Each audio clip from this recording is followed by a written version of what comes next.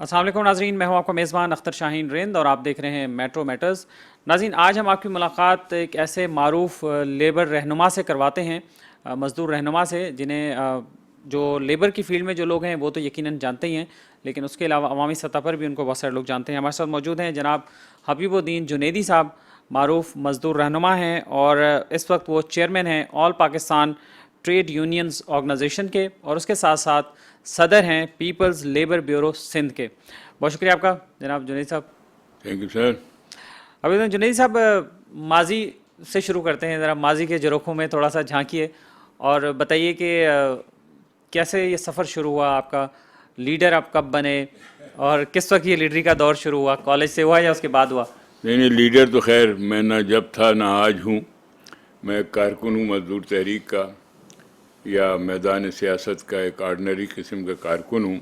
بہرکیف اللہ تعالیٰ نے یہ موقع دیا ہے میری مرحومہ ماں کی دعاؤں سے کہ میں اس ملک کے کچلے اور پسے ہوئے مزدور طبقے اور دیگر وہ طبقات کہ جنہیں ہم جو ہے فارملی مزدور نہیں سمجھتے ہیں لیکن وہ معاشرے میں بدترین استحصال کا شکار ہے، تو اس کا موقع اللہ تعالیٰ نے دیا ہے، اور یہ موقع ملے ہوئے مجھے 50 سال سے زائد کا عرصہ ہو گیا۔ میں نے 1970 میں جو ہے لیبر موومنٹ کو جوائن کیا اور حیدرآباد سے جوائن کیا، حیدرآباد سندھ سے، اور آج تک اللہ تعالیٰ کے کرم سے میں اس سے جو ہے منسلک ہوں۔ تو یہاں سے ہم جو ہے شروع کریں تو ہم یہ دیکھیں کہ پاکستان میں مزدور تحریک جو ہے وہ بہت مختلف ادوار سے جو ہے گزری ہے۔ اس نے عاملیتوں کے بہت شدید قسم کے وار برداشت کیے ہیں۔ اس نے جنرل ضیاء الحق اور جنرل ایوب خان، جنہوں نے خود بخود اپنے آپ کو خود سے فیلڈ مارشل بھی بنا لیا تھا کمرے میں بیٹھے بیٹھے، پھر جو ہے یحییٰ خان اور پھر پرویز مشرف صاحب، ان سب کے ادوار کو اس نحیف، میں کہوں گا پاکستان میں وہ نحیف ہو چکی، لیکن کسی وجہ بہت اسٹرانگ لیبر موومنٹ تھا پاکستان کے اندر۔ تو مزدور تحریک اس سارے جس طرح سے کہ پورا معاشرہ گزرا ہے، جمہوری تحریکیں گزری، اسی صورت سے یہ بھی گزری۔ ایوب خان کے دور میں صنعتیں ہوئیں، کافی انڈسٹریلائزیشن ہوئی، وہ اس وقت کی سپر پاور جو تھی، میں اس لیے کہہ رہا ہوں اس وقت کی سپر پاور کیا، وہ سپر پاور بہرکیف سنگل نہیں رہ گئی۔ امریکہ کے انٹرسٹ تھے، انہوں نے اپنے انٹرسٹ کو سیو گارڈ کرنے کے لیے اس خطے میں بھی کچھ جو ہے سرمایہ کاری کی، صنعتیں آئیں ادھر ہندوستان میں، رشیا جو تھا انہوں نے وہاں سے جو ہے تقویت حاصل کی، اور وہ پہلے بھی وہ ملک جو تھا ہندوستان انڈسٹریلائز تھا، جبکہ ہمارے ہاں صورتحال بہت جو ہے مختلف تھی۔ یہ تقریباً تمام خطہ جو کہ دو حصوں پہ مشتمل تھا، ایک ایسٹ پاکستان کہلاتا تھا، دوسرے ہم مغربی پاکستان کہلاتے تھے، اور آج بدقسمتی سے ملک ٹوٹ چکا ہے 1971 میں، اور میرا خیال ہے کہ ہمیں کوئی اس کے لیے ایک دن بھی مقرر کرنا چاہیے، یوم علم کا کوئی دن منانا چاہیے کہ کس طرح سے ہمارا بڑا ٹکڑا ہم سے علیحدہ ہو کے چلا گیا اور ہم نے اس سے کیا سبق سیکھا۔ خیر یہ ایک دوسری کہانی ہے۔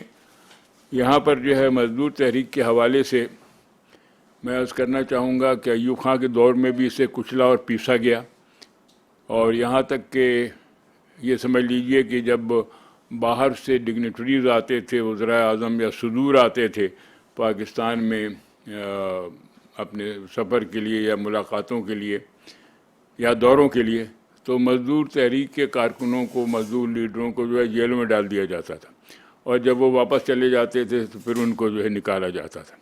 اچھا، یہ اس حقیقت کے باوجود ہے کہ پاکستان بنانے میں مزدور تحریک کا ایک بہت بڑا حصہ ہے، اور وہ اس طرح سے کہ مزدور تحریک کو ہمیشہ جو ہے کمیونسٹ پارٹی کی حمایت جو ہے حاصل رہی، اور جو انڈین کمیونسٹ پارٹی تھی اس نے پاکستان کی تشکیل کی، قیام کی حمایت کی تھی، لیکن اس کے بعد جو ہے پھر جو کوئی سلوک ہوا بائیں بازو کے کارکنوں کے ساتھ، مزدور تحریک کے کارکنوں کے ساتھ، وہ ایک حصہ ہے۔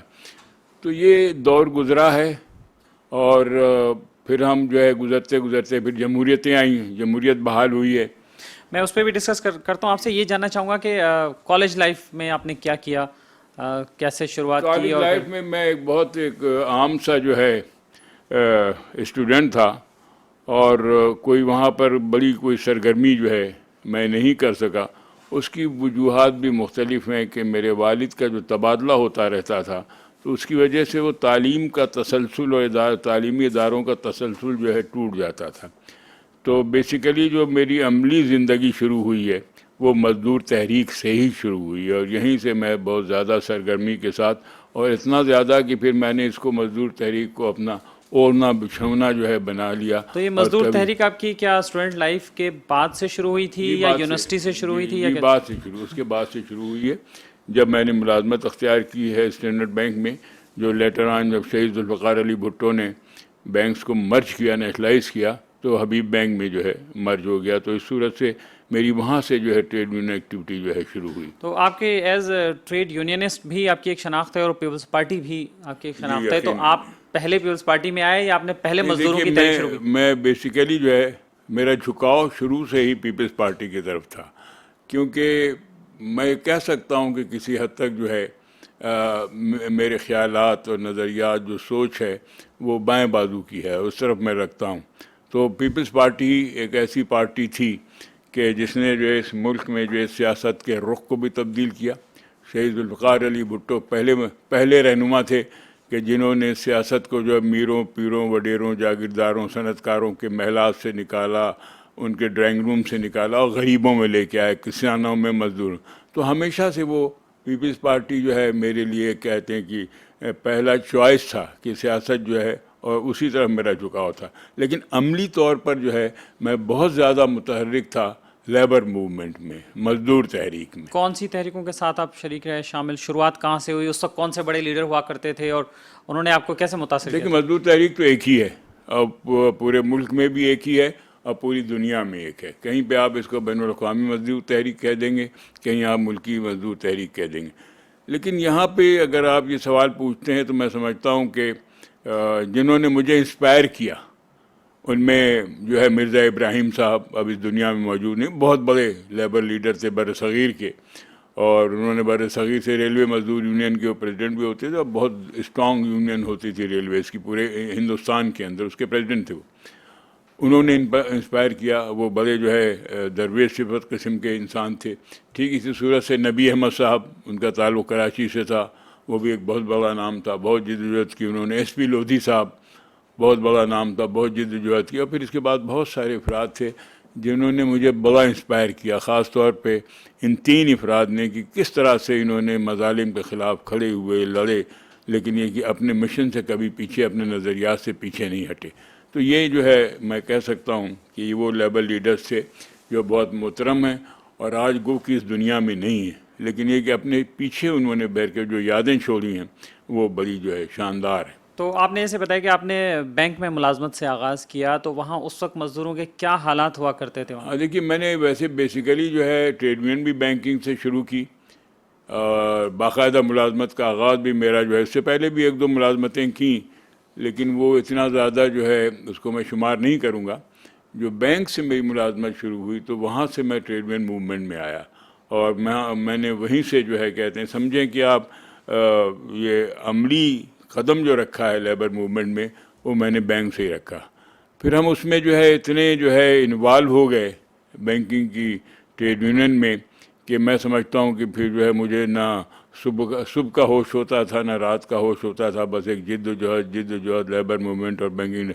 مظالم بڑے تھے سیٹھوں کے دور میں، بینک کے ملازمین پہ بڑے مظالم تھے، اور یہ کہا جاتا، آپ کو کبھی خود بھی ایسا کوئی سامنا کرنا پڑا تھا؟ ہاں، چھوٹے بڑے واقعات ہوئے ہیں جنہوں نے دکھ بھی پہنچایا ہے.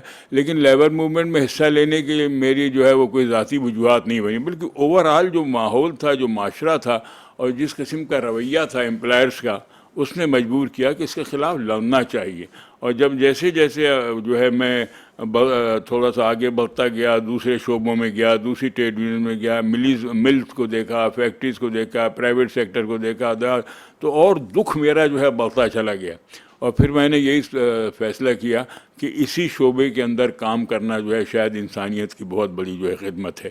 تو آج بھی میں اس میں جو ہے موجود ہوں، اور میں سمجھتا ہوں کہ اب تو خیر جو میں آپ سے بتاؤں کہ اب سے 50 سال پہلے جو بینکوں کے ملازمین کے حالات تھے بہت برے تھے. پھر ان میں بہت جو ہے بہتری آئی جب ٹریڈ یونین اسٹرانگ ہوئیں، ہم کھڑے ہوئے، لوگ کھڑے ہوئے. پھر شہید ذوالفقار علی بھٹو نے بینکس کو نیشنلائز کیا، تو اس میں بڑا جو ہے ابھار آیا بینکنگ کی ٹریڈ میں. بڑی اسٹرانگ ٹریڈ یونینز ہو گئی تھیں یہ اس دور میں.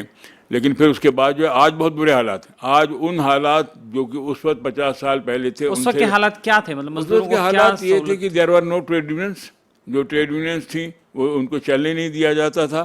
اور عموماً تو یہ بھی ہوا ہے کہ لیبر لیڈرز کو اغوا کروایا گیا, گن پوائنٹ کے اوپر جو ہے سمجھوتے کروائے جاتے تھے, بلکہ ایک لیبر لیڈرز کی تو بچی کے اوپر تیزاب بھی پھینک دیا گیا. یہ ساری تاریخ کے حصے ہیں کہ ان کو دور رکھا جائے. بالکل غلامی جیسا ماحول تھا. ایون جو بیچارے نیچے چوکیدار چپراسی جنہیں ہم کہتے ہیں, ان کے حالات یہ تھے کہ میں بتاؤں کہ حبیب بینک میں جو گارڈ سیکورٹی گارڈ ہوتے تھے 24 گھنٹے کی ڈیوٹی تھی. 24 گھنٹے 24 گھنٹے کی ڈیوٹی تھی, چھٹی کا کوئی تصور نہیں تھا. اور چند گارڈ نے مجبور ہو کے اپنی گن سے رات کو خودکشی کر لی. یہاں تک چھٹی نہیں ملتی, کوئی تصور نہیں تھا, حقوق کا کوئی تصور نہیں تھا. کام بس کام کرتے رہو سر جھکا کے, کوئی ٹائمنگ نہیں تھے. 12 گھنٹے 14 گھنٹے سارا, خواہ وائٹ کالر ہو, خواہ گارڈ ہوں, خواہ چپراسی ہوں. تو یہ بہت بدترین حالات تھے. تو پھر اس ٹرینڈ میں تبدیلی کیسے اس آئی؟ کے پھر ٹریڈ یونینز آئیں. پھر اللہ تعالیٰ نے مجھے موقع دیا, میں نے بھی اس میں حصہ لیا. دوسرے بینکس میں لوگ کھڑے ہوئے اور اس میں جو ہے خاصا نام جو ہے شہید عثمان غنی کا, اس نے کمرشل بینک میں, اس کی بڑی قربانیاں ہیں. اور پھر ان کو شہید بھی کر دیا گیا, قتل بھی کر دیا گیا. تو اس وجہ سے اور بھی بہت سے ساتھی کھڑے ہوئے, ٹریڈ یونین مضبوط ہوئیں, اور اتنی مضبوط ہوئیں کہ ہم یہ سمجھتے ہیں کہ ایک وقت وہ آیا تھا, ایک دہائی وہ آئی تھی کہ بینکنگ کی ٹریڈ یونینز پاکستان میں سب سے زیادہ مضبوط ٹریڈ یونینز تھیں.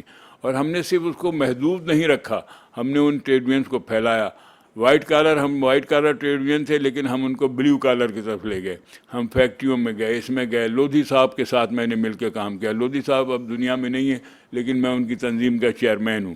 ان کی زندگی میں ان کی تنظیم کا سینئر وائس پریزیڈنٹ ہوں. لودھی صاحب کے ساتھ کی وجہ سے, نبی احمد صاحب کی رہنمائی کی وجہ سے ہمیں موقع ملا کہ ہم جائیں مختلف شعبوں کے مزدوروں کے حالات. تو بہت برے حالات تھے اس وقت, لیکن ان میں تبدیلیاں, بہتر تبدیلیاں. بہت سارے لوگ کہتے ہیں کہ ایوب خان کا دور بہتر تھا. کس لحاظ سے کہتے ہیں آپ بہتر تھا؟ عوامی لحاظ سے کہ عوام کو کچھ ریلیف اس میں ملا. عوام کو تو اتنا تھا کہ جب چار آنے جب چینی مہنگی ہوئی تھی تو لوگ کھڑے ہو گئے تھے سامنے آ کے, انہوں نے اٹھا کے ایوب خان, مزدور تحریک اور عوامی تحریک کے نتیجے ہی میں ایوب خان گئے ہیں. کوئی ایسا دور نہیں تھا, جبر کا دور تھا, ستم کا دور تھا. جیسے پہلے میں حقوق کو کچلنے کا دور تھا, سیاست کو انہوں نے برباد کیا. حسین شہید سہروردی جیسے پہلے جو وزیر اعظم پاکستان کے پہلے وزیر اعظم بھی رہے ہیں, وہ ان کو جیلوں میں ڈالا, ایبڈو لائے. کون سا دور تھا؟ کس دور میں کسی نے آپ کو مس گائیڈ کر دیا ہے؟ یہ کوئی ایسا دور نہیں تھا. بدترین دور تھا. حقوق کا دور نہیں تھا, حقوق کو کچلنے کا دور تھا, مزدوروں کو کچلنے کا دور تھا, جمہوریت کو کچلنے کا دور تھا, جمہوری کارکنوں کو کچلنے کا دور تھا. اچھا دور نہیں تھا. لیکن ظاہر ہے کہیں کہیں جو ہے کہتے ہیں جہاں بہت اندھیرا ہوتا ہے تو کہیں کہیں روشنی بھی ہوتی ہے. تو اس میں یہ آپ کہہ سکتے ہیں کہ انڈسٹریلائزیشن ہوئی, اور انڈسٹریلائزیشن کی وجوہات بھی میں نے آپ کو بتا دیں کہ سپر پاور کے اس وقت انٹرسٹ میں تھا, جس کی وجہ سے ہوا. تو انڈسٹریلائزیشن کے ساتھ ساتھ جو ایک اور جو ایشو ہوا, آپ نے بتایا کہ بہتری ہوئی اور بھٹو صاحب کے حوالے سے بھی ہوا. پھر یہ سقوط ڈھاکہ کا بھی ایک المیہ جو ہے وہ سامنے آیا ہمارے. تو اس میں یہ بتائیے کہ پھر یہ جو بہتری والی کوششیں ہیں یہ کب سے شروع ہوئیں, اور اس کا کریڈٹ جو ہے وہ آپ کس کس کو دیں گے؟ بہتری آپ مزدور تحریک کے حوالے سے کہتے ہیں, ٹریڈ یونینز کے حوالے سے کہتے ہیں, مزدوروں کے حالات کار کے حوالے سے کہتے ہیں. تو دیکھیے, پاکستان کی آج 74-75 سالہ تاریخ میں دو مختصر سے ادوار ہیں جس میں ٹریڈ یونین تحریک کو سہارا ملا. سب سے پہلا دور جو ہے شہید ذوالفقار علی بھٹو کا ہے. انہوں نے اپنے دور میں جتنی جو ہے مزدوروں کے حقوق میں قانون سازی کی ہے, اس کی کوئی دوسری مثال پاکستان کی 74-75 سال کی تاریخ کے اندر نہیں ہے. بے نظیر بھٹو کے دور میں, شہید بے نظیر بھٹو کے دور میں, جو کچھ ان کے والد صاحب نے کیا تھا اس کے اوپر انہوں نے عمل درآمد کیا. مزدوروں کو کوئی دکھ نہیں پہنچایا, اور بلکہ کوشش کی کہ ان کے اوپر شدید پرائیویٹائزیشن کا دباؤ تھا. لیکن کیونکہ اب دنیا تبدیل ہو چکی تھی. جب ان کے والد کا دور تھا تو دنیا کچھ اور تھی, جب بی آئیں تو دور کچھ اور تھا. اس کے باوجود انہوں نے کوئی جبر نہیں کیا, ہمیشہ مزدوروں کے ساتھ جو ہے یکجہتی کا اظہار کیا, ہم سے رابطے میں رہی, جو قوانین پہ ان پہ عمل درآمد کی کوشش کی. اور میں یہ کہتا ہوں کہ صرف 2 ادوار تھے, اس کے علاوہ جتنے بھی ادوار گزرے ہیں اس میں مزدور تحریک کو کبھی سہارا نہیں دیا گیا, ریاست نے کبھی سہارا نہیں دیا, بلکہ ہمیشہ مزدور تحریک کو کمزور کیا, اس کو توڑا, اس کے خلاف قانون سازی کی. مجھے بہت ہمیں تمام سیاسی پارٹیوں کا مجھے بہت احترام ہے, لیکن مجھے کہنے دیجئے کہ نواز شریف صاحب اور شہباز شریف کے جو ادوار رہے ہیں وہ مزدور تحریک کے لیے بدترین ادوار رہے ہیں. خاص طور پہ بینکنگ انڈسٹری کی ٹریڈ یونین کو تو انہوں نے بالکل تباہ و برباد کر دیا. ایسے قوانین لائے جس کی وجہ سے آج بینکوں میں اگر ٹریڈ یونین صفر ہو کے رہ گئی ہیں, ان کی کوئی اہمیت نہیں رہ گئی, یہ اہلیت نہیں رہ گئی, یہ قوت نہیں رہ گئی ہے, تو اس کا سب سے بڑا, اگر جو ہے لفظ الزام اچھا نہیں ہے, لیکن پھر میں کہتا ہوں کہ اس کے سب سے بڑی ذمہ داری جو ہے نواز شریف صاحب اور شہباز شریف کے دور کی ہے. پرائیویٹائزیشن اوروں نے بھی کی ہے, پرائیویٹائزیشن اوروں کے دور میں بھی, لیکن جس طریقے سے انہوں نے کی, جس طرح سے انہیں کچلا 1991 میں, جس طرح سے انہوں نے بینکوں کی ٹریڈ یونین تحریک کو کچلا, انہوں نے جو ہے ایسے قانون لائے. بینکنگ ایک ہے قانون ہے banking companies ordinance 1962 Ayub Khan کے دور میں ہے. اس میں ایک شق انہوں نے ڈال دی, اور اس شق یہ ڈال دی کہ جو امپلائی بینک سے ریٹائر ہو جائے, مر جائے, فوت ہو جائے, ٹرمنیٹ ہو جائے, وہ بینکنگ کی ٹریڈ یونین میں حصے دار نہیں بن سکتا. اس کی وجہ سے یہ ہوا کہ تمام ایسے لوگ ٹرمنیٹ کیے جانے لگے, اور ایسے لوگ جو بہتر لوگ تھے ریٹائر ہوئے تو ان کے دروازے بند کر دیے گئے. اسی قانون میں یہ بھی کہا گیا کہ کسی یونین کو, سی بی اے کو کسی قسم کا کوئی حق نہیں ہے, نہ دفتر قائم کر سکتے ہیں, نہ فیسلٹی اویل کر سکتے ہیں, نہ ہی ٹیلی فون. تو اس طرح سر اس پہ ہم واپس آتے ہیں, ایک بریک لے لیں. میں آپ کو بتاؤں یہ اس نے تباہ کر دیا. اب مجھے امید ہے کہ میرا خیال ہے کہ نون لیگ نے تاریخ سے جو ہے بہت سبق سیکھا ہوگا, اور اگر آئندہ جو ہے اس پہ اور بھی چیزیں پوچھنی ہے آپ سے. ہم واپس آتے ہیں ناظرین, وقت ہوا ایک بریک کا, اور بریک کے بعد واپس آتے ہیں.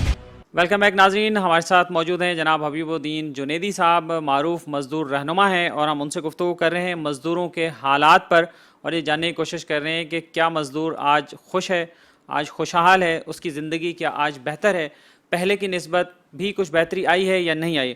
جناب جنیدی صاحب, آپ جنیدی صاحب ذکر کر رہے تھے کہ نواز شریف صاحب اور شہباز شریف صاحب ذمہ دار ہیں زیادہ تر ٹریڈ یونینز کو ان کی خرابی میں یا ان کو کمزور کرنے میں. ایک تو آپ نے بتایا کہ یہ جو ایکٹ انہوں نے بنایا, اسی کے ساتھ جو ہے وہ اپنے دور میں ایک اور سیکشن لے آئے, سیکشن 2A لے آئے, اور اس کے تحت انہوں نے بینک کے ملازمین کو سول سرونٹ کا درجہ دے دیا اس قانون کے تحت. اب اس کا مطلب یہ ہوا کہ اب آپ جو ہے کہتے ہیں کہ نہ لیبر کورٹ جا سکتے تھے, نہ ٹرائبونل جا سکتے تھے, سیدھا ہائی کورٹ. تو جب سول سرونٹ کو تو ٹریڈ یونین کا رائٹ ہوتا نہیں, تو اس نے اور تباہی مچا دی. تو اس صورت سے اچھا پھر یہ ہوا تو اس قانون سازی کو روکنے کے لیے کوئی نہیں تھا اس وقت, لیبر رہنما نہیں تھے, ان سے ملے نہیں, کچھ کیا نہیں لیبر لیڈرز جو ہے بالکل تو سمجھاتے نا آپ لوگ جا کے. ٹریڈ یونین کوششیں کی ہیں نا, انہوں نے پرائیویٹائزیشن کو اس طرح سے انفورس کیا.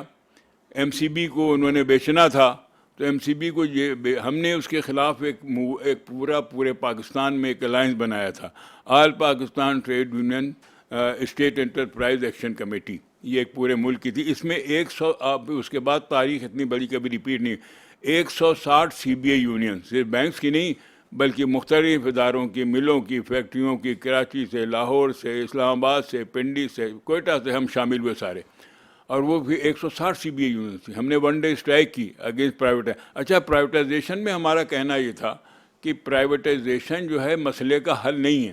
آپ جو ہے پرائیویٹائزیشن کے بجائے ان میں ریفارمز کریں, اور ریفارمز کر کے اداروں کو, لیکن چونکہ وہ طے کر چکے تھے کہ بینکس کو بھی بیچنا ہے, تمام اداروں کو بیچنا ہے, پرائیویٹائزیشن کرنا ہے, اور طاقت کے بل کے اوپر کرنا ہے. وہ صنعت کار تھے نا, اور ابھی بھی صنعت کار ہیں. صنعت کاروں کے اور مزدوروں کے مفادات انفارچونیٹ ابھی بھی دنیا حالانکہ بدل گئی ہے, لیکن بالکل جو ہے دوسرے رخ پہ ہوتے ہیں. صنعت کاروں کے مفادات کچھ اور ہوتے ہیں, ہمارے مفادات کچھ اور ہوتے ہیں. ہاں ہمیں سیکھنا چاہیے, صنعت کاروں کو بھی سیکھنا چاہیے, ہمیں بھی سیکھنا چاہیے کہ دنیا اب تبدیل ہو گئی.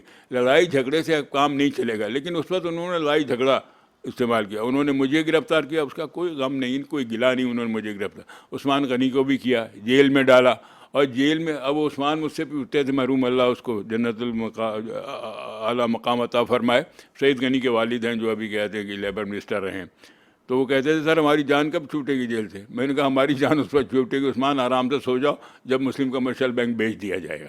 مسلم کمرشل بینک بیچا گیا, اس کے ہفتے بھر بعد ہمیں جو ہے ریلیز کیا گیا. تو اس صورت سے انہوں نے پرائیویٹائزیشن کی کہ مزدور تحریک کو جیل میں ڈالا. اور پھر ہمیں دکھ یہ ہے کہ جو انہوں نے سیٹلمنٹ کیا مزدوروں کے ساتھ وہ چاروں صوبوں کے مزدوروں سے اس کی کنسنٹ بھی انہوں نے حاصل نہیں کی. اس کی بجائے انہوں نے ایک مختلف ہمارے ساتھیوں کے گروپ سے اچھے لوگ تھے بہر کے فارغ سے انہوں نے بہتر سمجھا ہوگا, انہوں نے سیٹلمنٹ کر لیا اور ہمیں جو ہے اس میں نہیں لیا. ہم تو خیر وہ پروسیس کے ذریعے نکلے, قانون کے ذریعے ہی نکلے. تو اس کے نتیجے میں وہ جو کہتے ہیں کہ 160 all Pakistan state enterprise action committee کی جو جدوجہد توڑی گئی, اس کے نتیجے میں پوری مزدور تحریک جو ہے وہ کمزور ہوئی, اس کے اوپر بہت جو ہے اپسیٹ آیا. اور اس قسم کی پرائیویٹائزیشن, ہم یہ سمجھتے ہیں کہ آج دنیا تبدیل ہو گئی. آپ ڈائلاگ کریں نا, آپ بات چیت کیجیے نا. پرائیویٹائزیشن کے حوالے سے میں آپ ایک بات کروں کہ میری سلسلے میں عرض یہ ہے کہ یہ قومی مسئلہ ہے, اس کو پارلیمان میں لے جانا چاہیے, اس کو اتفاق رائے سے حل کرنا چاہیے. اگر پارلیمان اتفاق رائے سے یا میجارٹی ووٹ سے یہ فیصلہ کر دیتی ہے پرائیویٹائزیشن ہی اس مسئلے کا حل ہے تو پھر ٹھیک ہے, کر دینا چاہیے. لیکن پارلیمان کو تو اعتماد ملے. آپ یہ تو نہیں ہے کہ وہ نون لیگ آ جائے اقتدار میں تو وہ اپنی مرضی سے پرائیویٹائزیشن شروع کر دے, دوسرا آ جائے تو وہ اس کو ریورس کرنا شروع کر دے, تو اس طرح تو بڑی کھچڑی بن جائے گی. تو اس کے بعد نون لیگ نے پھر کوئی سبق لیا؟ اب یہ تو ان کو معلوم ہے یا تاریخ بتا رہی ہے. اب اس کے بعد جو ہے ان کو اس طرح سے موقع ملا نہیں. ابھی جو ہے کہتے ہیں کہ وہ تھے بھی تو وہاں اتحادی جو ہے کہتے ہیں کہ پیپلز پارٹی جیسی پروگریسو پارٹی بھی بیٹھی ہوئی تھی. تو خیر یہ دیکھیں یہ ایک انصاف, یہ بالکل علیحدہ موضوع ہے پرائیویٹائزیشن. اس کی پرانس اینڈ کانس کے اوپر فائدے پہ اور نقصانات پہ ہم اس پہ کسی وقت اور اس میں گفتگو کر سکتے ہیں. میں یہ جاننا چاہوں گا آپ سے کہ بہت سارے لوگ یہ کہتے ہیں کہ بھٹو صاحب کے دور میں جب نیشنلائز کیا گیا اداروں کو اور چیزوں کو تو اس سے ہماری انڈسٹریلائزیشن کا پروسیس بہت متاثر ہوا, اور اس سے پھر جو ظاہر ورکرز تھے, مزدور تھے, سب ان کو بھی نقصان ہوا. کیا آپ سمجھتے ہیں کہ واقعی ایسی بات تھی؟ غلط وہ فیصلہ غلط تھا؟ غلط کہتے ہیں. نہیں, یہ ویو غلط ہے. بھٹو صاحب نے تاریخ کے حوالے سے بالکل درست فیصلہ کیا. دیکھیں اس وقت دنیا کے اندر جو ہے دنیا یہ آج جس طرح کی دنیا ہے وہ دنیا نہیں تھی. اس وقت یہ سوویت یونین بھی جو ہے پوری طاقت کے ساتھ جو ہے انرجی کے ساتھ موجود تھا. اس وقت جو ہے امریکہ بھی موجود تھا, اور جو اکانومی تھی وہ دو طرح کے نظام جو ہے آپ کہہ سکتے ہیں کہ وہ چلتے تھے. ایک وہ کہ جو سوشلسٹ یا پرو سوشلسٹ, اور ایک وہ جو کہ سرمایہ دارانہ. وہ اس وقت جو ہے پوری دنیا میں نیشنلائزیشن ہو رہی تھی, اور بالکل کہتے ہیں کہ جسے کہتے ہیں کہ بائیں بازو کا ایک اپنا مقام تھا پوری دنیا کے اندر, اور نیشنلائزیشنس موجود تھیں. انہی حالات کے اندر بھٹو صاحب نے بالکل درست فیصلہ کیا تھا نیشنلائزیشن کی. اب ظاہر ہے جو لوگ پرو سرمایہ دارانہ نظام ہیں وہ تو یہی کہیں گے کہ غلط فیصلہ تھا. فیصلہ بالکل درست تھا, تاریخ کے تناظر میں بھی صحیح تھا. اور یہ ایک دوسری بات ہے کہ دیکھیں ایکچولی پورا معاشرہ, پوری بیوروکریسی اور ہم پارٹی کاڈر تیار نہیں تھا اتنے بڑے اس کو کہ وہ اس چیلنج کو جو ہے ٹیک اوور کر لے. تو اس کے نیچرلی آپ کو جو ہے بیوروکریسی کو دینا پڑا. تو تمام ادارے جب بیوروکریسی کنٹرول میں چلے گئے, بیوروکریٹک کنٹرول میں چلے گئے, تو پھر ظاہر ہے وہی ہونا تھا جو کہ دوسرے سرکاری اداروں کا ہوا. یہاں یہ میں کہنا چاہوں گا کلیئرٹی کے ساتھ کہ بیوروکریسی میں بھی بڑے بڑے شاندار لوگ آئے ہیں, بڑے دانشور لوگ آئے ہیں, بڑے پڑھے لکھے لوگ آئے ہیں, لیکن ایز اے ہول اگر آپ دیکھیں تو اس میں میرے جیسے لوگوں کی بہت بڑی بھرتی ہوئی ہے. تو وہ سنبھال نہیں سکے, وہ نیشنلائزیشن کو سنبھال نہیں سکے. اگر کاش وہ جو ہے نیشنلائزیشن کو سنبھال سکتے تو آج یہ صورتحال اداروں کی نہ ہوتی. آج والی صورتحال میں آپ کیا دیکھتے ہیں کہ نیشنلائزیشن کا ہمیں فائدہ ہوا یا نقصان ہوا؟ نہیں, کوئی فائدہ ہوا, ہمیں فائدہ ہوا ہے. اب بات یہ آپ نے سنبھالا نہیں ایک چیز کو. آپ کے کہتے ہیں کہ آبا اجداد نے ایک بہترین قسم کا مکان آپ کو بنگلور 2000 گز کا بنا دیا. اب ہم اپنی نااہلی سے اگر اس کو نہیں سنبھال سکے تو ہمارے جو ہے باپ دادا نے تو غلطی نہیں کی, غلطی تو ہم نے کی کہ ہم سنبھال نہیں سکے. تو یہ اصل میں مسئلہ ریفارمز کا ہے. پرائیویٹائزیشن کے حوالے سے سر آپ نے بات کی, اور نون لنک کے حوالے سے بھی خاص طور پہ تذکرہ کیا آپ نے. تو پرائیویٹائزیشن تو ابھی سندھ میں بھی دیکھیں کئی اداروں کی ہو رہی ہے, وفاق میں بھی پیپلز پارٹی بھی رہی, تو اس کے دور میں پرائیویٹائزیشن کی تو بات ہوتی رہی. تو پھر دیکھیں نا بالکل جو ہے کہتے ہیں کہ ہمیں پیپلز پارٹی کیوں حمایتی رہی؟ نہیں, پیپلز پارٹی کبھی بھی حمایتی نہیں رہی. آپ یہ بتائیے کب پیپلز پارٹی نے حمایت کی؟ پیپلز پارٹی کے دور میں بھی پرائیویٹائزیشن کا دباؤ رہا ہے بین الاقوامی اداروں کی طرف سے پرائیویٹائزیشن, لیکن پیپلز پارٹی اس میں انوالو نہیں. پیپلز پارٹی جو میں سمجھتا ہوں, میں تو خیر ایک کارکن ہوں, زیادہ بہتر جو ہے چیئرمین جو ہے اس پہ بات کر سکتے ہیں اتھارٹی کے ساتھ, لیکن میں سمجھتا ہوں کہ ہم اداروں کو سنبھالنے پہ یقین رکھتے ہیں. ہم اداروں میں ریفارم لانا چاہتے ہیں، ہم اداروں میں ریسٹرکچرنگ کرنا چاہتے ہیں، ہم اداروں کو پروفیشنل لوگوں کے ہاتھ میں دینا چاہتے ہیں، ہم کاروباری اداروں کو کاروباری انداز میں چلانے پہ یقین رکھتے ہیں، ہم اس کو ایف بی آر کی طرح سے یا پی ڈبلیو ڈی کی طرح سے بینکوں کو نہیں چلانا چاہتے کہ جیسے پی ڈبلیو ڈی کا ادارہ چلتا ہوتا ہے. تو ریفارمز کی ضرورت ہے. اس میں آپ سے عرض کروں کہ پورے سسٹم کو اس وقت آپ کی ریفارمز کی ضرورت ہے، نہ صرف یہ کہ وہ نیشنلائز کیے گئے اداروں کو جو اب چند رہ گئے. ریفارمز کی ضرورت ہے پورے نظام کو. آپ کا جو پورا سسٹم ہے گورننس کا، دیکھیں اس وقت سارا پرابلم جو ہے گورننس کا پرابلم ہے. کاش کہ اگر جو ہے ہم سیکھ سکیں، سیاسی جماعتوں میں ہم سے زیادہ جو ہے دانشور لوگ بیٹھے ہوئے ہیں اور بہت زیادہ جو ہے ان کی سوچ اور سمجھ جو ہے وہ بین الاقوامی معاملات کو بھی دیکھتے ہیں، سب کو کرتے ہیں. تو میں سمجھتا ہوں کہ اس وقت ریفارمز کی ضرورت ہے. بیوروکریسی میں ریفارمز ہونی چاہیے، پورے سسٹم میں جو ہے ریفارم ہونی چاہیے، اس لیے کہ یہ سسٹم ابھی تک ڈیلیور نہیں کر سکا ہے. ہم کرپشن چیختے ہیں، کرپشن ہے بھی بہت سارے جہاں اس ملک کے مسائل ہیں ان میں سے کرپشن بھی. تابت ہے کہ آپ سسٹم ٹھیک نہیں کریں گے کرپشن نہیں ختم ہو سکتا. میں آپ کو بتاؤں اس کو آپ کو ٹھیک کرنا ہوگا، پورے نظام میں لوپ اور آپ کو دنیا سے سیکھنا ہوگا نا ارنن صاحب کہ دوسروں نے کیسے اس سے جان چھڑائی ہے، وہاں کیسے کم سے کم ہو گیا یا زیرو کے قریب. ہمیں جو ہے وہ تو ایک حدیث ہے نا، کہا جاتا ہے کہ اگر علم کے لیے اس وقت چائنا بہت دور ہوا کرتا سمجھا جاتا تھا عرب دنیا سے، تو اگر کہتے ہیں کہ علم حاصل کرنے کے لیے چین جانا پڑے تو چین بھی جاؤ. تو ہمیں تو اپنے پڑوس میں بھی دیکھنا چاہیے، خواہ ہمارے دوست ممالک ہیں یا دشمن ممالک ہیں، کہ انہوں نے کیا ریفارمز کی، انہوں نے کس طرح سے بہتری. خاص طور پہ ہمیں دیکھنا چاہیے کہ وہ حصہ جو ہم سے ٹوٹ کے الگ ہوا بنگلہ دیش، آج ان کی اکانومی بیٹر ہے. کیوں بیٹر ہے بھائی؟ ہم سے کیوں بیٹر ہے؟ تو کہیں ہم سے غلطی ہوئی ہے، ہمیں اس کو تسلیم کرنا چاہیے. خواہ مزدوروں سے غلطی ہوئی ہے تو ہم تسلیم کرنے کے لیے تیار ہیں، بیوروکریسی سے جو ہے غلطی ہوئی ہے تو تیار ہے، اسٹیبلشمنٹ سے جو اگر مزدوروں سے غلطی بیچاروں سے کیا غلطی ہو گئی؟ وہ تو ہر دور میں پستے ہی چلے آ رہے ہیں. اس کے باوجود میں بے گناہوں کا ریپرزنٹیٹیو ہوں. میں بے گناہوں کی طرف سے جو ہے جو ہمارے یہاں روایت ہے دونوں ہاتھ جوڑ کے کہتا ہوں کہ اگر کوئی بھی غلطی نہیں پھر بھی ہم معافی کے خواستگار ہیں. لیکن جنہوں نے غلطیاں کی ہیں، جن کی ذمہ داریاں ہیں، صنعت کار طبقہ ہے، طاقتور طبقہ ہے، اشرافیہ ہے، اسٹیبلشمنٹ ہے، اگر ان سے غلطیاں ہوئی ہیں تو ان کو بھی اس کو سیکھنا چاہیے، اس کو ٹھیک کرنا چاہیے. سر ایک سوال آپ سے پوچھنا چاہوں گا کہ آپ تو بھٹو صاحب کے ساتھ بھی رہے اور قریبی ان کے آپ نے دیکھا بھی، تو بنگلہ دیش کے حوالے سے بھی آپ نے بات کی. بالکل بنگلہ دیش ہم سے کافی آگے ہے اکانومی میں بھی. تو یہ جو ایک بار بار ایک تذکرہ ہوتا ہے کہ بھٹو صاحب نے کہا کہ جی ادھر تم اور ادھر ہم، یہ وہ، تو آپ اس کی تصدیق کرتے ہیں کہ کیا ایسی کوئی بات کبھی ہوئی؟ زمانے کی بات کرتے ہو، دل جلانے کی بات کرتے ہو، یہ خام خواہ کے لیے الزامات ہیں. بھٹو صاحب جو ہے اس وقت وزیر اعظم پاکستان نہیں تھے، صدر پاکستان نہیں تھے، فورسز ان کے ہاتھ میں نہیں تھی، حکومت ان کے ہاتھ میں نہیں. بات سمپل لیڈر، لیکن وہ بھی پاپولر لیڈر تو تھے. بہت بڑے لیڈر تھے. وہ تو اس خطے کے ان بڑے لیڈروں میں سے ہے کہ میں تو سمجھتا ہوں آئندہ 100 سال میں بھی کوئی ویسا لیڈر، میں تو ان کو ٹیپو سلطان کے بعد سمجھتا ہوں اس خطے کا لیڈر، کہ اس سے بڑا لیڈر پیدا نہیں ہوا. اور یہ میں دل کی بات کہہ رہا ہوں. لیکن یہ کہ یہ اس پہ الزام ہے، کبھی انہوں نے ایسی ایک اخبار نے جو لاہور سے اس نے جو ہے ان کی تقریر کا کوئی پیس نکال کے لگا دیا ادھر ہم ادھر تم. ارے بھائی بھٹو صاحب کا مقصد یہ نہیں تھا. اور یہ تو فیکٹ ہے کہ اس وقت جو ہے میجارٹی جو ہے کہتے ہیں کہ شیخ مجیب لے گئے تھے نا ایسٹ پاکستان میں، اور دوسری میجارٹی ہم ادھر آئے تھے، پیس پارٹی یہاں میجارٹی تھی.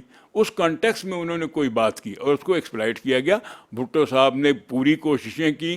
بھٹو صاحب ڈائلاگ کے لیے گئے شیخ مجیب سے، انتہائی سنگین حالات میں، انتہائی لا اینڈ آرڈر کی بری تھی کہ ہر طرف سے گولیاں چل رہی تھیں، اس حالت میں بھٹو صاحب گئے، ڈائلاگ کر کے آئے. یہاں پر معراج محمد خان کو اور دوسرے ساتھیوں کو اپنا جانشین بنا کے گئے کہ بھائی تم دیکھنا میں جا رہا ہوں، پاکستان بچانے کے لیے جا رہا ہوں. یہ غلط ہے. اتنی اس طرح سے دیکھیں ہسٹری کو ڈسٹارٹ نہیں کرنا چاہیے، اپنی غلطیوں کو دوسرے کے سر پہ ڈالنا نہیں چاہیے. ہم سنبھال نہیں سکے چیزوں کو، فیکٹ یہ ہے.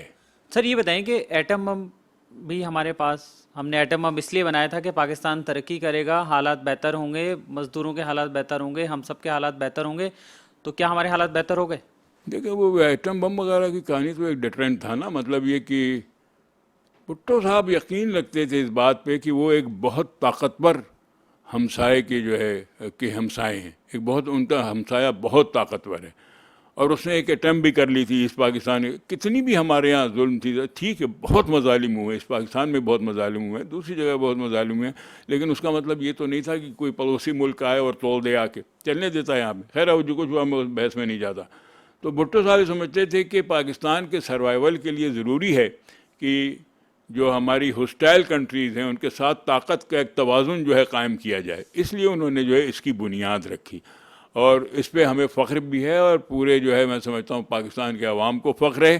جو بھٹو صاحب کے دشمن ترین لوگ ہیں وہ بھی آج بھٹو صاحب کا یہ جو ہے کہتے ہیں کہ احسان مانتے ہیں جو انہوں نے پاکستان کے ساتھ کیا. تو یہ اس مقصد کے لیے تھا. اس کا مقصد یہ اب یہ کہ ایٹمی ٹیکنالوجی کو آپ جو ہے کہتے ہیں کہ استعمال کرتے ہیں نا ترقی کے لیے, صنعتی ترقی کے لیے. کس نے آپ کو بھائی بھٹو صاحب کا تو 6 سال کا دور تھا, 6 سال میں اس نے اتنے کام کیے. رند صاحب میں کہتا ہوں کہ کوئی دوسرا سیاستدان 50 سال میں آپ کر کے بتا دے.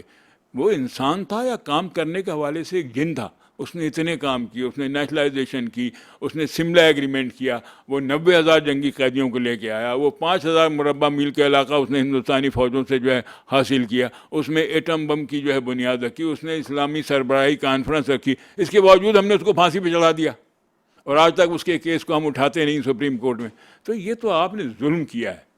صرف ایک شخص کے ساتھ نہیں ظلم کیا آپ نے پورے پاکستان کے عوام پہ. جو اب 25 کروڑ ہو گئے, اس وقت 10 کروڑ ہوتے تھے. ماشاءاللہ آبادی تو ہماری ایٹم بم سے شاید ہم نے ایک ہی سبق سیکھا ہے کہ آبادی جو ایٹم کی رفتار سے بڑھے. تو ابھی 25 کروڑ ہو گئے. خیر, تو مطلب یہ کہ چلیں سر ہم اس پہ واپس آتے ہیں. ایک وقت ہوا ہے ناظرین ایک بریک کا, اور بریک کے بعد واپس آتے ہیں. ویلکم بیک ناظرین, ہم گفتگو کر رہے ہیں جناب حبیب الدین جنیدی صاحب سے, معروف مزدور رہنما ہیں. جنید صاحب یہ بتائیے کہ 50 سال آپ کی جدوجہد کو ہو گئے مزدور رہنما کی حیثیت سے, تو مزدوروں کے حالات میں کیا بہتری آئی؟ دیکھیں, کسی بھی چیز کو جو ہے آپ جزیرے کے طور پہ نہ دیکھیں, پورے معاشرے کو دیکھیں, پورے ملک کو دیکھیں کہ وہ کہاں پہ کھڑا ہوا ہے. آپ کی سول پورا دیکھیں نا, سیاست کہاں کھڑی ہوئی ہے, جمہوریت کہاں کھڑی ہوئی ہے. پھر ہمارا سوال بنتا ہے کہ مزدور تحریک کہاں کھڑی ہوئی ہے. مزدور تحریک جو ہے ان لنکڈ ہے جمہوری تحریک کے ساتھ. مزدور تحریک جو ہے وابستہ ہے صنعتوں کی ترقی کے ساتھ. اب ہمیں یہ بتایا جاتا ہے کہ صرف کراچی سے, سندھ سے مطلب 35% جو ہے صنعتیں یہاں سے شفٹ ہو چکی ہیں.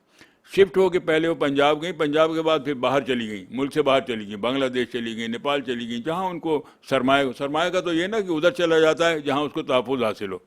تو حالات جو ہے مزدوروں کے بھی خراب ہوئے, ڈیٹوریٹ ہوئے, اور جمہوریت بھی کس طرح سے چل رہی ہے آپ کو کہ ہر وقت وہ ایک خوف کے عالم میں رہتی ہے.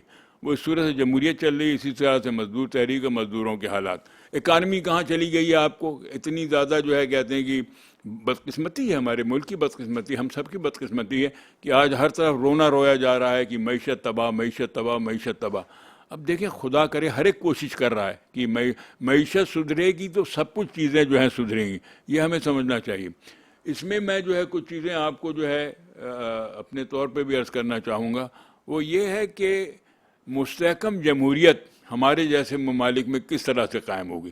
اس صورت سے قائم ہوگی جو مجھ حقیر پر تقصیر, جو میرا کوئی جو ہے کہتے ہیں کہ علم نہیں ہے, بہت کم جو ہے میں پڑھا لکھا ہوں, میں سمجھتا ہوں کہ تابت کے تمام اسٹیک ہولڈرز کو ایک جگہ نہیں رکھا جائے گا, شامل نہیں کیا جائے گا, چیزیں مضبوط نہیں ہوں گی. اب آپ نے جو ہے ورکنگ کلاس کی تعداد اس وقت جو 25 کروڑ کی آبادی میں 7 کروڑ کی جو ہے تعداد جو ہے وہ ورکنگ کلاس ہے, مزدور طبقہ ہے.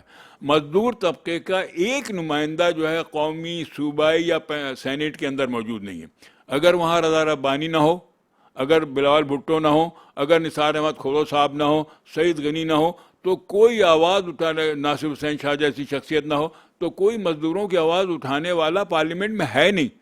آپ کو اس کو سوچنا پڑے گا کہ دوسرے ممالک نے کیا کیا ہے. نیپال کی مثال ہم لے سکتے ہیں, دوسرے ممالک تو ہماری اپنی مثالیں بھی ہیں, ہمارے اپنے بھی معاملات ہیں. تو میں یہ کہوں گا تمام پولیٹیکل پارٹی سے کہ امینڈمنٹ کی جائے, کانسٹیٹیوشن میں امینڈ کی جائے, اور جس طرح سے خواتین کو آپ نے ریزرو سیٹس دی ہیں, اسی صورت سے مزدور طبقے کو بھی ریزرو سیٹ جو ہے دی جائے. اس میں رضا ربانی صاحب نے بہت کام کیا ہے, پیپر بھی تیار کیا ہے. میری جو ہے چیئرمین بلوال بھٹو سے بھی گفتگو ہوئی تھی, اور ان کا بڑا ہمدردانہ رویہ ہے. وہ یہ سمجھتے ہیں کہ ایسا ہونا چاہیے, لیکن یہ ایک پارٹی کے کرنے سے ہوگا نہیں. ساری پارٹیوں کو سوچنا ہوگا کہ ان کو جو ہے محروم طبقات کو تابت کی نمائندگی نہیں دیں گے پارلیمان میں, اور پالیسی میکنگ ادارے میں صورتحال یہی رہے گی. دوسری بات جو ہے میں یہ کہنا چاہوں گا کہ ہم ٹرائپارٹائٹ لیبر کانفرنسز کرتے رہتے ہیں. شہید ذوالفقار علی بھٹو نے اس کی بنیاد ڈالی تھی. پہلی ٹرائپارٹائٹ لیبر کانفرنس شہید ذوالفقار علی بھٹو نے کی تھی 20 فروری 1972 کو. آپ دیکھیے کہ کتنی گہرائی سے وہ معاملات کو دیکھتے تھے کہ 16 دسمبر کو انفارچونیٹلی ہمارا ملک ٹوٹا ہے, 20 دسمبر 1971 کو بھٹو صاحب نے ٹیک اوور کیا ہے پاکستان کو, اور 20 فروری کو اس نے جو لیبر کانفرنس کی 2 مہینے کے بعد. اتنی پرائرٹی, اس کو پتا تھا کہ بھئی اکانومی کو چلانے کے لیے اور محروم طبقہ کون ہے. اس کے بعد جو ہے پھر ہم نے 18ویں ترمیم آئی ہے, ہم نے سندھ میں بھی جو ہے کہتے ہیں کہ یہاں پہ 2 دفعہ جو ہے ٹرائپارٹائٹ لیبر کانفرنسز کی ہیں. نتائج نہیں آ رہے ہیں. نتائج اس لیے نہیں آ رہے ہیں کہ جو قوانین ہم بناتے ہیں ان کا آنیسٹ امپلیمنٹیشن نہیں ہے. آنیسٹ امپلیمنٹیشن اس لیے نہیں ہے کہ مزدور تحریک مضبوط نہیں ہے, ٹریڈ یونین مضبوط نہیں ہے, بیوروکریسی اس ہدف کو آگے لے جانے کے قابل نہیں ہے. پہلے میں نے کہا کہ اس میں ریفارمز ہونی چاہیے. صنعت کار کے حق میں فار دی ٹائم بینگ یہ جاتا ہے کہ ٹھیک ہے اگر قوانین پہ عمل درآمد نہ ہو تو شاید اس کا منافع بہتر ہے. تو ان کو سوچ تبدیل کیا. اس میں پڑھے لکھے لوگ آ رہے ہیں, میں نام نہیں لوں گا, بہت اچھے امپلائز کے اندر کئی بڑے پڑھے لکھے لوگ ہیں جو یہ سمجھتے ہیں کہ ان چیزوں کو ہونا چاہیے. لیکن کسی بھی وقت کی حکومتوں کی ذمہ داری ہے کہ وہ اس کو انفورس کروائیں. تو میں ایک سجیسٹ کروں گا موجودہ دور میں, جو کہ سمجھ لیجیے ایک عبوری دور ہے, کہ ایک گول میز کانفرنس ہونی چاہیے جس میں مزدور طبقے کے نمائندے آئیں, صنعت کاروں کے نمائندے آئیں, پرائم منسٹر اس کو ہیڈ کرے. جو موجودہ پرائم منسٹر صاحب ہیں وہ اس کو ہیڈ کریں, چاروں صوبوں کے وزراء آئیں, لیبر سیکریٹریز آئیں, اور وہ جو ہے چیف سیکرٹریز آئیں. ایک گول میز کانفرنس ہو کہ اس ایشو کو ریزالو کریں کہ ہم اتنی ٹرائپارٹائٹ لیبر کانفرنسز کرتے ہیں, نتائج کیوں نہیں آتے. سر اسی پہ ایک سوال معذرت کہ آپ نے کہا عمل درآمد کے حوالے سے آپ نے بات کی, تو چلیں باقی صوبوں کی ہم بات نہیں کرتے, لیکن سندھ تو پیپلز پارٹی کے پاس رہا نا, تو اس میں عمل درآمد اس میں کچھ ہو سکا؟ میں نے پھر یہی کہا کہ آپ جو ہے آپ بہت ذہین انسان ہیں ماشاءاللہ رین صاحب, لیکن اگین آپ جو ہے ایک جزیرہ پکڑ لیتے ہیں. آپ سر سندھ میں بیٹھے نا, تو آپ بھی پیپلز پارٹی کے رہنما ہیں, تو اس لیے آپ سے یہ سائیں بادشاہ پورے ملک میں یہی حال ہے, صرف سندھ میں نہیں ہے. سندھ میں پوری کوشش کی ہے, میں ساری میٹنگ آپ لوگوں کی ایفرٹ سے مطلب بہت ایفرٹس کی ہیں. بہتری ہوتی ہے نا, سندھ تو آگے ہوتا ہے کم از کم باقی صوبوں سے. سندھ ہے باقی صوبوں سے آگے ہے, اس میں کوئی شبہ نہیں. ہم نے سب سے زیادہ قانون سازی کی ہے آفٹر 18th امینڈمنٹ. جب شعبہ محنت منتقل ہوا صوبوں کو, تو بلوچستان کو بھی ہوا, پنجاب کو بھی ہوا, کے پی کے کو بھی ہوا, سندھ میں. لیکن سندھ نے لیڈ لی ہے.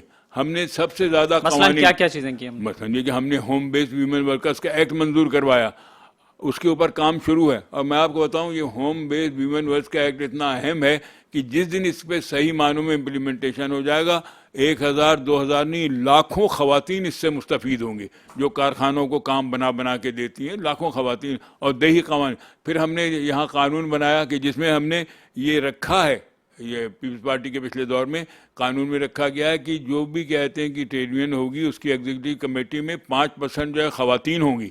یہ پورے ملک میں کہیں پر جو ہے قانون نہیں ہے. اس کے علاوہ ہم نے آکوپیشن سیفٹی اینڈ ہیلتھ کا قانون بنایا, یہ جو بلدیہ میں ہوا تھا کہتے ہیں علی انٹرپرائز کا واقعہ, اس کے بعد آکوپیشن سیفٹی, اور یہ سارے وہ قوانین ہیں. بلکہ اوش کا قانون نہیں کہلاتا ہے, یہ تو آپ کے کہتے ہیں کہ یہاں پہ ہمارے ایشیا میں بہت کم ممالک کے اندر ہے, اب وہ لے رہے ہیں یہاں سے. اوش کا قانون ہوا, ہوم بیسڈ ویمن ورکرز کا قانون ہوا. اور پھر دوسری بات جو ہے میں سمجھتا ہوں کہ دیکھیں منیمم ویج کا ہے وہ بھی امپلیمنٹ نہیں ہوتا. حالانکہ صورتحال یہ کہ کل ہی میں ٹی وی چینل پہ دیکھ رہا تھا, عقیل کریم ڈھیڈی صاحب ہیں, بہت بڑے صنعت کار ہیں, انہوں نے اپنی زبان سے کہا کہ وقت ہے کہ 40,000 روپے منیمم ویج ہونا چاہیے. میں ان کا احترام کرتا ہوں, ان کی رائے کا. میں ان سے کہتا ہوں کہ آپ خدا کے واسطے جو ہے 25,000 پہ امپلیمنٹ کروا دیں اپنے کارخانوں میں, اپنے ساتھیوں سے کہہ کے, جو شاید اب بڑھ بھی جائے گا. تو میں 25,000 پہ خوش ہوں کہ اگر مجھے 25,000 ہی مل جائیں. اس کے ساتھ ہی ساتھ جو ہے میں آپ سے یہ بھی عرض کروں گا کہ NIRC کا ایک ادارہ ہے, نیشنل انڈسٹریل ریلیشنز کمیشن. جب شعبہ محنت منتقل ہو گیا صوبوں کو, مرکز سے اب اس کا تعلق نہیں رہا, تو پھر اب NIRC کا جواز نہیں رہتا ہے.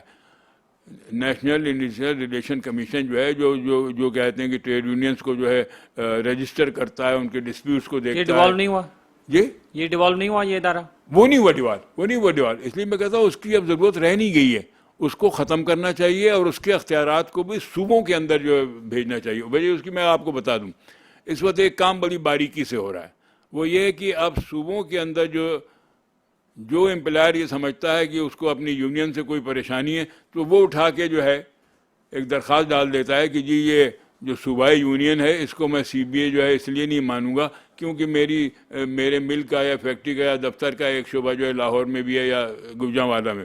4-5 بندے دکھا دیتے ہیں, ایک گارڈ دکھا دیا, 2 چپراسی دکھا دیا, ایک کلرک دکھا دیا. اس طرح سے وہ یونین شفٹ ہو جاتی ہے, صوبے کے پرویو سے نکل کے فیڈرل پرویو میں چلی جاتی. اب وہاں تو آنے جانے کا جب NIRC میں کیس چلتا ہے یا مقدمہ فکس ہوتا ہے 70,000 روپے تو ہوائی جہاز کے آنے جانے کا ہے. اب مزدور اس پہ جائیں گے, ٹرین پہ جائیں گے, کتنی پیشیاں بھگتیں گے.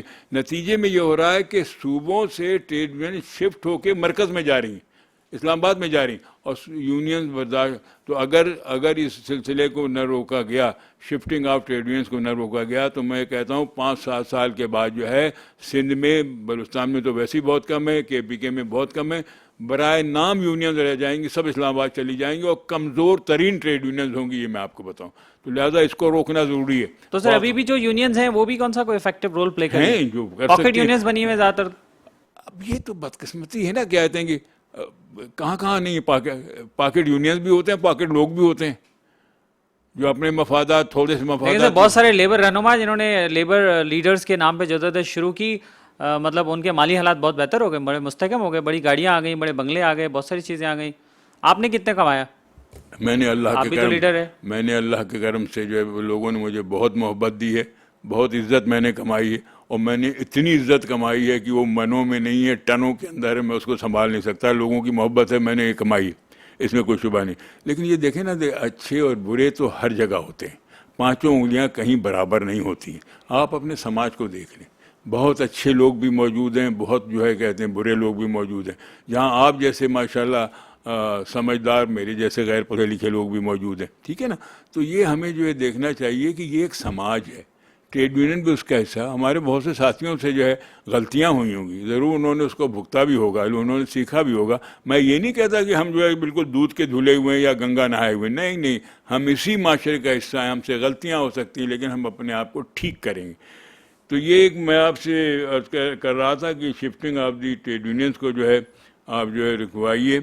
اور یہ ہے کہ خدا بھلا کرے, ان باتوں کا تذکرہ آپ سے کہا ہے کہ میں پھر ایک بار یہ کہوں گا کہ ریفارمز بہت ضروری ہیں. اور اس پہ مجھے یہ بتائیے کہ مزدور اور جو آجر ہے اس کا جو تعلق ہے وہ کوئی فرینڈلی نہیں ہو سکتا؟ اس کے لیے آپ لوگ لیبر لیڈرز کوئی ایفرٹس نہیں کر سکتے کہ مزدوروں کو حقوق دلانے کے لیے صنعت کاروں کو بھی ایک جگہ لا کے بٹھائیں, ان کو یہ بتائیں کہ وہ کیرٹ اینڈ اسٹک والی بات کریں نا, کہ بھائی آپ مل جل کے کچھ مسائل, کچھ ان کے صورتحال بہتری کی طرف لے جائیں نا. صنعت کاروں نے تو ایک فیکٹری سے 4 فیکٹریاں بنا لیں, لیکن پھر بھی وہ ان کا رونا تو چلتا رہتا ہے کہ ہم مر گئے, رل گئے, مہنگائی ہے, سب کچھ اپنی جگہ ہے, مسائل ان کے بھی مسائل ہوں گے, لیکن مزدور تو خودکشیاں کرنے پہ مجبور ہیں نا. دیکھو سر, اس میں یہ ہے کہ ایک کانفرنسز نہیں ہیں, درجنوں کانفرنسز ہم نے کی ہیں, اتفاق رائے بھی ہوا ہے. اور ہم یہ سمجھتے ہیں کہ اگر مزدوروں میں پھیلی ہوئی مایوسیوں کو کسی حد تک آپ کم کر سکتے ہیں تو وہ implementation, honest implementation of the labour laws. 8 گھنٹے سے زیادہ آپ کسی کارکن سے ڈیوٹی نہیں لے سکتے without payment of over time.